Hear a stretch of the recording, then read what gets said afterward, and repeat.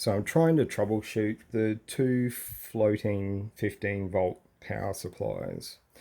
All of this section's been replaced, new transformer over here, new diodes, new capacitors, and when I had the fault, I replaced one of the 78L15s as well, and it's still giving me the same issue. So the problem is, this 15 volt power supply here runs down to here, and you can see I've disconnected that by cutting the trace, but basically whenever that is grounded there, it pulls that 15 volt line down low to about 4 volts. So if I flip the board over, you can see I've got two DC voltmeters hooked up to the outputs of each 78L15, and it's this one at the back here that's causing the issue. Traces are good between there, and then I've also, this is the point that that trace here eventually pops out over here. So I've cut that trace for troubleshooting, and I've also removed over here, I think it's the Zener diode, 15 volt Zener diode, and the resistor that's there. So that part is now cut off.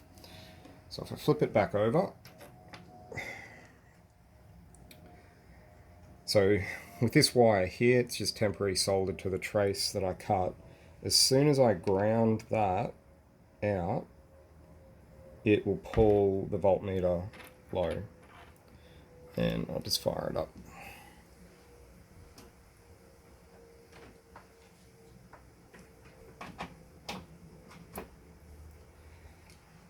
So we've got rail 1 and 2 at just over 15 volts, so that's coming out of the 78L15.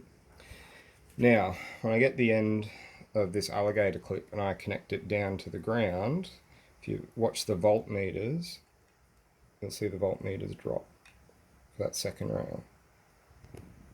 So going all the way down to 5 volts.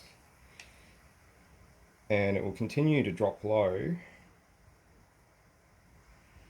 until about 3 volts. Now if you come back up here, there's no smoke or anything coming out. It feels really hot, really hot to touch. So again, not sure what's happening. This section here connects to that trace and to that trace to there, but that actually then doesn't go any further than that. So I'm not sure if it's a ground reference issue or something.